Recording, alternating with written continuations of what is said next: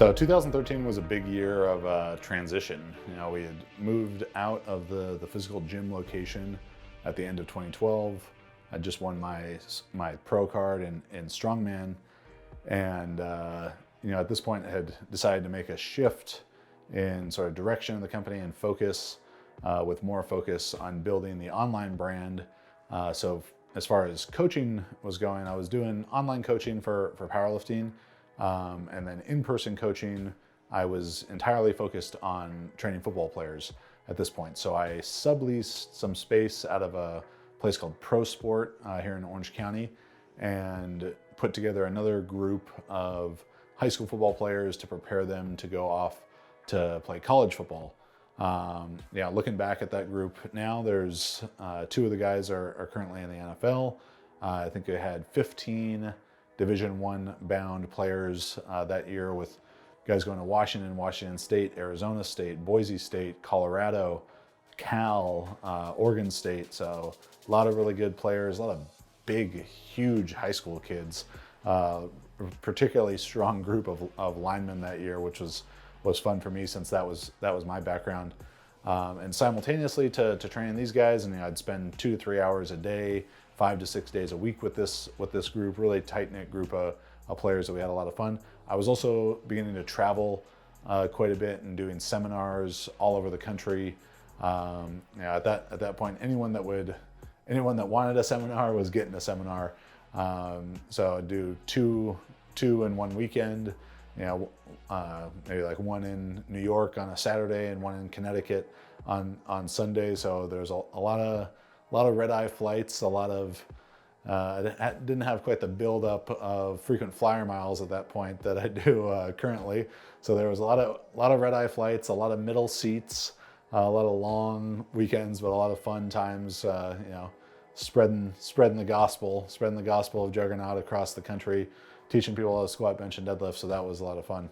It was also a great time for me as a competitor, beginning 2013, with the LA Fit Expo, which was my first professional level strongman contest. I got to compete with Nick Best, Jerry Pritchett, Robert Oberst, Mark Felix were all in that competition with me. Martin Leixis, the current world's strongest man, I believe was probably competing in it as well. This prior to his pro career at that point. So that was a lot of fun, and I was very busy competing at the start of the year. So I did, very end of January or beginning of February was LA Fit Expo, pro strongman, real heavy contest, 1,100 pound yoke and all that kind of stuff. And then a few weeks later, I was at the Arnold, where I went in the animal cage and did a 700 for 10 squat in knee wraps, which at the time was a pretty big deal. Looking back at it, there's times where I could do quite a bit more than that in knee sleeves in the subsequent years, but 700 for 10 got people pretty excited, and that was a fun time. Then a few weeks after that, I did a powerlifting meet up at Super Training, which was my first powerlifting meet in about a year and a half at that point, as I'd been focused more on strongman. I didn't lift very well there. I think I went like 4 for 9 or 5 for 4 or 5 for 9. Didn't lift particularly well, and that was kind of a learning point in how do strongman and powerlifting correlate to each other.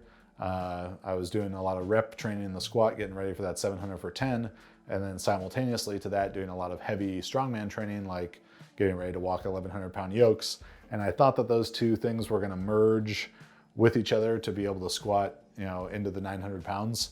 But that wasn't quite the case. I don't know if that's more of a testament to specificity or what, or it just wasn't a good day.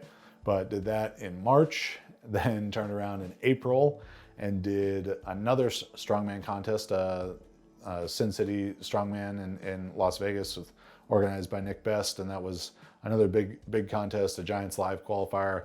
It was kind of a tough competition for me. I didn't do very well.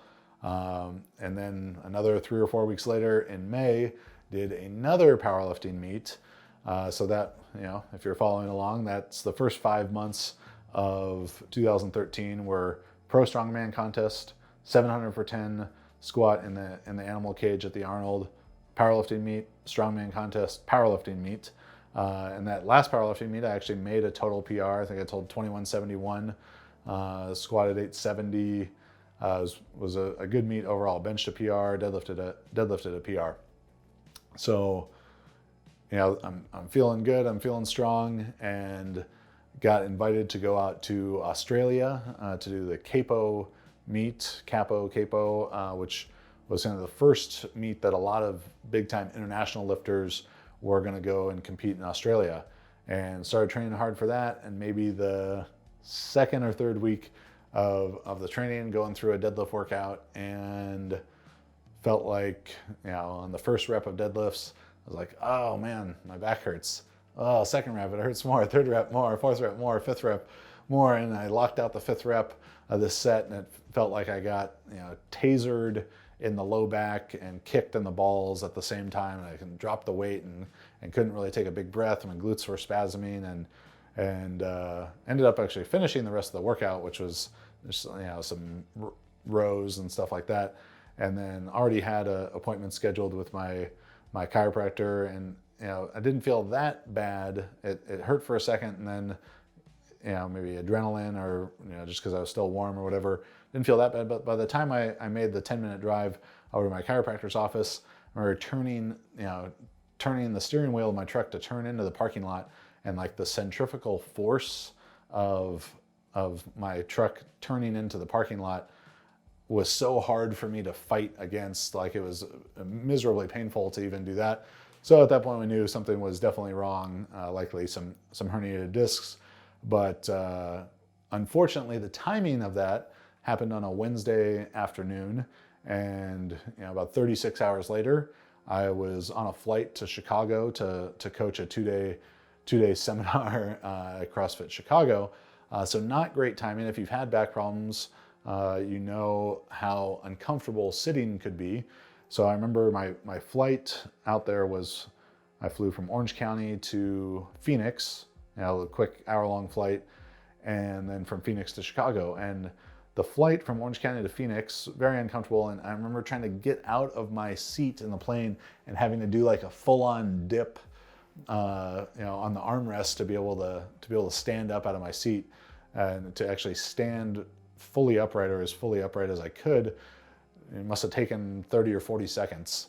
And then to walk from one gate to the other, I was certainly too proud to ask for like a wheelchair or one of those little golf cart kind of things to come and get me.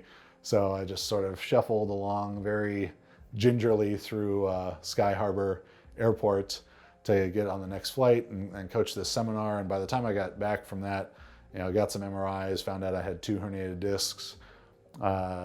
Decided that it wasn't going to be worth it it wasn't going to be possible or worth it, even if it was possible, to try and rehab in time to go and do this meet in Australia. So after laying on my ass for a week, started the rehab process, and it was really a time that I got to learn a lot more about training, about what I was doing wrong. Hindsight is 20/20 kind of thing, where as I look back at it, like, of course you hurt your back, dummy.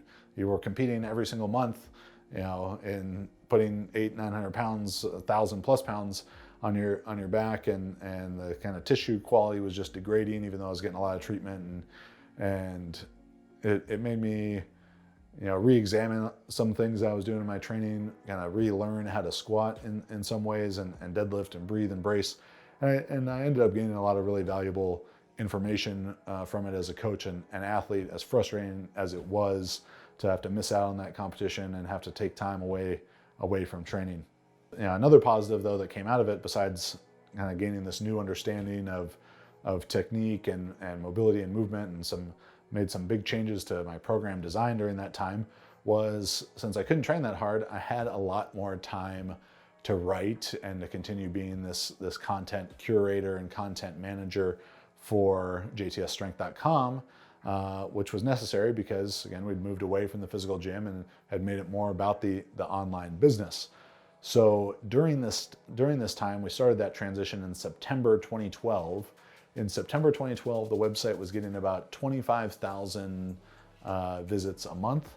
By September 2013, that number had gone up to 250,000 visits per month. So 10x growth during that time. We're writing just creating valuable content to people. I think what some people probably thought was controversial content, and that we were saying, Westside is probably not the best thing for raw powerlifting, and we're, sort of the first place to be bold enough to say that. And it definitely was not being done as controversy for controversy's sake. It's done because that's what, we believed and still believe. I remember having some very long days arguing with people on Facebook. I'm still probably blocked by dozens of people on Facebook because of some of those articles. But that kind of opened the floodgates, and I think showed people that it was okay to train a different way and to voice your opinion about the matter. So it was great to have that growth. Was helping other people develop their brands, create their books and everything to go along with it. So 2013, it had a lot of cool moments for me as a competitor. Had some frustration certainly with the injury, but overall was a great year of growth for myself as an athlete, as a coach, and as a businessman.